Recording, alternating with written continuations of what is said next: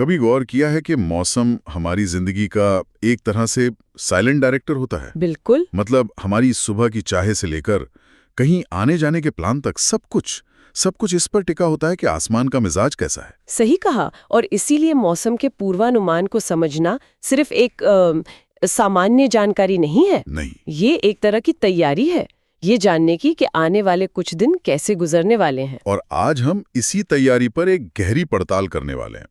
हमारे पास भारत मौसम विज्ञान विभाग यानी आईएमडी का एक आधिकारिक बुलेटिन है। हाँ, ये राष्ट्रीय मौसम पूर्वानुमान केंद्र का बुलेटिन है जो 7 दिसंबर 2025 मतलब आज सुबह ही जारी किया गया है। तो हमारा मकसद है इस तकनीकी और कह सकते हैं थोड़ी जटिल भाषा वाले बुलेटिन को खोलना। हाँ, इसके अंदर छिपे संकेतों को समझना, अगले कुछ दिनों में पूरे भारत का मौसम कौन सी करवट लेने वाला है, कौन से बड़े बदलाव आ रहे हैं, और सबसे जरूरी किन चेतावनियों को हमें गंभीरता से लेना है। बिल्कुल। चलिए शुरू करते हैं।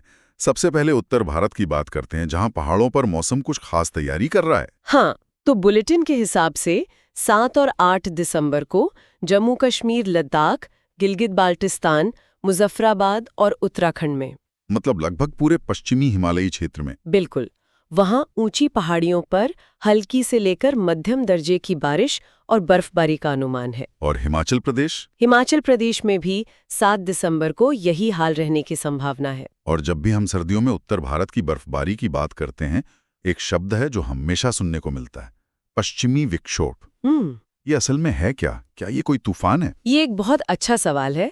इसे ऐसे समझिए कि धरती के ऊपर बहुत ऊंचाई पर हवा की एक बहुत तेज नदी बह रही है जो पश्चिम से पूर्व की ओर चलती है। अच्छा। पश्चिमी विक्षोभ उस नदी में एक बड़ा मोड़ या एक गड्ढे जैसा है जो अपने साथ भूमध्य सागर से नमी यानी पानी उठाकर ले आता है। तो ये नमी जब हिमालय से टकराती है तब वहां बर्फबारी और बारिश होती है।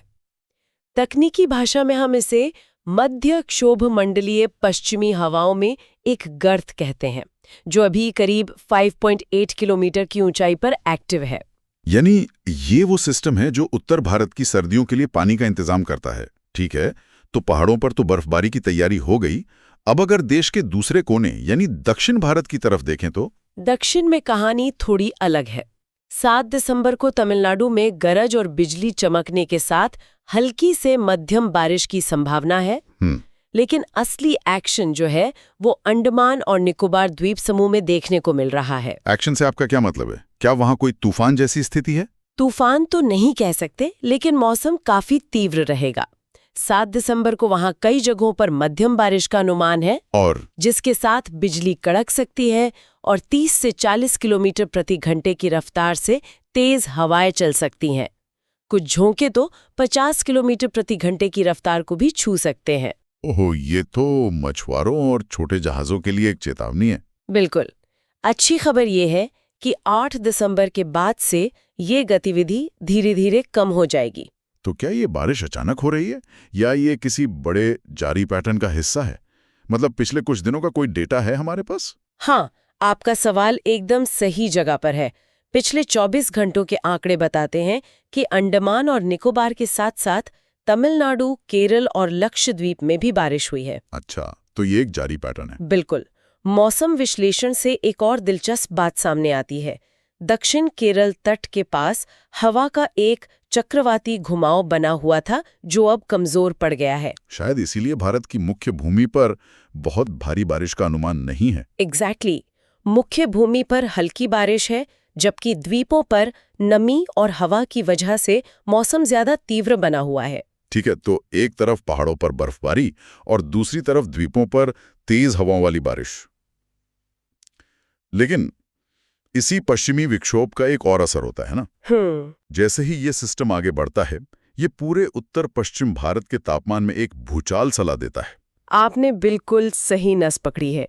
अब हम बुलेटिन के उस हिस्से पर आ रहे हैं जो करोड़ों लोगों की रोजमर्रा की जिंदगी को सीधे तौर पर प्रभावित करने वाला है। और यहाँ क्या दिख रहा है? यहाँ एक बहुत दिलचस्प पैटर्न दिख रहा है। उत्तर पश्चिम भारत के ज्यादातर हिस्सों में अगले 2 दिनों में न्यूनतम तापमान यानी रात का तापमान 2 से 3 डिग्री सेल्सियस बढ़ेगा। बढ़ेगा मतलब ठंड कम हो जाएगी ये तो अच्छी खबर है। यहीं पर कहानी में एक मोड़ है।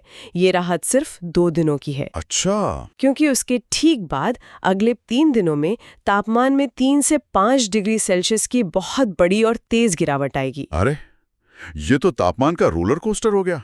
पहले थोड़ी गर्मी और फिर अचानक कड़ाके की ठंड। ऐसा क्यों?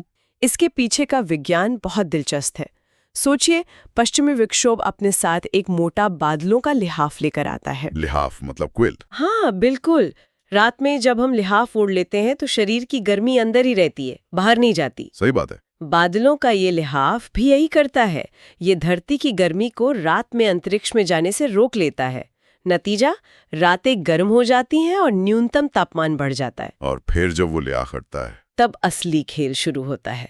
जैसे ही ये सिस्टम पूर्व की ओर बढ़ता है, आसमान बिल्कुल साफ हो जाता है, लिहाफ हट जाता है। और तब बर्फीली हवाएं आती हैं। हाँ, तब हिमालय की ताज़ा बर्फ से होकर आने वाली बर्फीली, सूखी हवाओं का ठंडा झोंका सीधा मैदानी इलाकों में आकर लगता है और तापमान अचानक से गोता लगा जाता है। लोग अक्सर इसी में गलती कर जाते हैं। वाह, ये तो कमाल का एक्सप्लेनेशन है। मतलब अगले 2 दिन कंबल हटाने का नहीं, बल्कि एक और रजाई निकालने का सिग्नल है। अच्छा, देश के बाकी हिस्सों में तापमान का क्या हाल रहेगा? मध्य भारत यानी मध्य प्रदेश और छत्तीसगढ़ में अगले 24 घंटे तो मौसम शांत रहेगा, लेकिन उसके बाद अगले 3 दिनों में तापमान करीब 2 डिग्री बढ़ सकता है। और पश्चिम भारत? पश्चिम भारत, खासकर गुजरात और राजस्थान में अगले 3 से 4 दिनों में तापमान 2 से 3 डिग्री गिरेगा, मतलब वहां ठंड बढ़ेगी। देश के बाकी हिस्सों में कोई बड़ा बदलाव आने की उम्मीद नहीं है। इन पूर्वानुमानों को अगर आज की स्थिति से जोड़कर देखें तो जमीन पर क्या हालात हैं? क्या देश में पहले से ही ठंड का असर दिख रहा है? हाँ, और यही बात आने वाली गिरावट को और ज्यादा गंभीर बना देती है। बुलेटिन के आंकड़े बताते हैं कि देश के कई हिस्से जैसे गंगे, पश्चिम बंगाल, मध्य प्रदेश और गुजरात पहले से ही सामान्य से कम तापमान झेल रहे हैं। कितना कम? कुछ जगहों पर तो तापमान काफी हद तक सामान्य से नीचे है, जिसका मतलब है नॉर्मल से 5 डिग्री सेल्सियस से भी ज्यादा कम। ये दिलचस्प है कि सबसे कम तापमान सीकर, राजस्थान में 3.0 डिग्री सेल्सियस दर्ज किया गया। लोग अक्सर सोचते हैं कि सबसे ज्यादा ठंड पहाड़ों पर या शायद पंजाब में होती है। राजस्थान के मैदानी इलाके में इतनी ठंड क्यों? ये एक बेहतरीन सवाल है। इसका जवाब भूगोल में छुपा है। राजस्थान की रेतीली मिट्टी की एक खासियत होती है। ये दिन में जितनी जल्दी गर्म होती है, रात में उतनी ही तेजी से ठंडी भी हो जाती है। अच्छा। और वहां की हवा में नमी बहुत कम होती है। सूखी हवा नम हवा के मुकाबले गर्मी को पकड़कर नहीं रख पाती। इसलिए जैसे ही सूरज ढलता है, तापमान तेजी से गिरता है। और इसी समय देश में सबसे ज्यादा तापमान कर्नाटक के कारवार में 35.0 डिग्री सेल्सियस रहा। हाँ, मतलब एक ही देश, एक ही दिन और तापमान में 32 डिग्री का फर्क।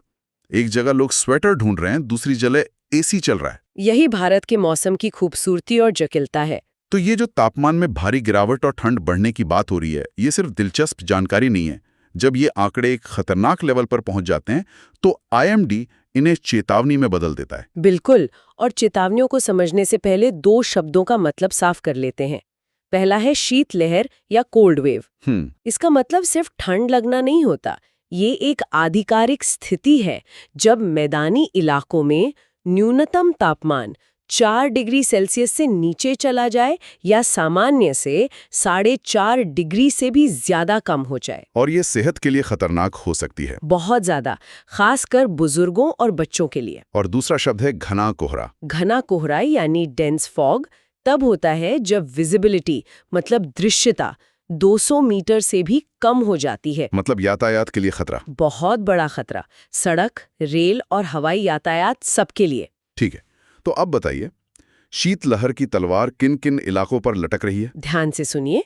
पंजाब और हरियाणा में 7 दिसंबर को शीतलहर की स्थिति बन सकती है और फिर 10 और 11 दिसंबर को ये और मजबूत होकर लौटेगी। 2 बार? हाँ, इसके अलावा पश्चिमी मध्य प्रदेश और विदर्भ में 7 और 8 दिसंबर को ये चेतावनी है। और पूर्वी भारत? पूर्वी मध्य प्रदेश, छत्तीसगढ़, झारखंड और उड़ीसा के कुछ हिस्सों में केवल 7 दिसंबर के लिए शीतलहर की चेतावनी जारी की गई है। इसका मतलब है कि ये ठंड सिर्फ उत्तर तक सीमित नहीं है, बल्कि मध्य और पूर्वी भारत के बड़े हिस्से को अपनी चपेट में लेने वाली है। बिल्कुल, इसके कई असर होंगे, किसानों के लिए पाला पड़ने से फसलों को नुकसान हो सकता है। शहरी और ग्रामीण इलाकों में बेघर लोगों के लिए ये जानलेवा हो सकता है और बिजली की खपत भी अचानक बढ़ जाती है। अब बात करते हैं घने कोहरे की, जो उत्तर भारत की सर्दियों की एक पहचान बन गया है। हाँ, और इसकी चेतावनी एक बहुत बड़े इलाके पर और लंबे समय तक रहने वाली है। कहाँ-कहाँ? पूर्वोत्तर के सभी राज्य असम, मेघालय, नागालैंड, मणिपुर, मिजोरम और त्रिपुरा में 7 से लेकर 11 दिसंबर तक। पूरे 5 दिन? हाँ, पूरे 5 दिन सुबह के समय घना कोहरा छाए रहने की चेतावनी है। और कहीं? इसके अलावा हिमाचल प्रदेश में 7 से 9 दिसंबर तक और ओडिशा में 7 और 8 दिसंबर को सुबह घना कोहरा रह सकता है। 5 दिन लगातार घना कोहरा? इसका मतलब है कि सुबह की वो 6 बजे वाली फ्लाइट या 7 बजे की शताब्दी पकड़ने वालों के लिए ये किसी बुरे सपने से कम नहीं है। बिल्कुल। एयरपोर्ट पर घंटों का इंतजार और चारों तरफ बस डिलेड और कैंसल्ड की घोषणाएं। और सड़कों का क्या हाल होगा? वो सबसे खतरनाक है। यमुना एक्सप्रेसवे या NH1 जैसी जगहों पर घने कोहरे में गाड़ी चलाना जान जोखिम में डालने जैसा है। आज सुबह के आंकड़े भी यही बता रहे हैं। क्या कह रहे हैं आंकड़े? कि कोहरे ने दस्तक दे दी है। ग्वालियर, अमृतसर और आगरा में सुबह 5:30 बजे विजिबिलिटी सिर्फ 500 मीटर थी और पूर्वानुमान ये है कि ये स्थिति और बिगड़ेगी, कोहरा और घना होगा। तो अगर इस पूरे बुलेटिन का निचोड़ निकालें तो एक बड़ी तस्वीर उभरती है। भारत का मौसम इस वक्त 2 पार्टों में बटा हुआ है।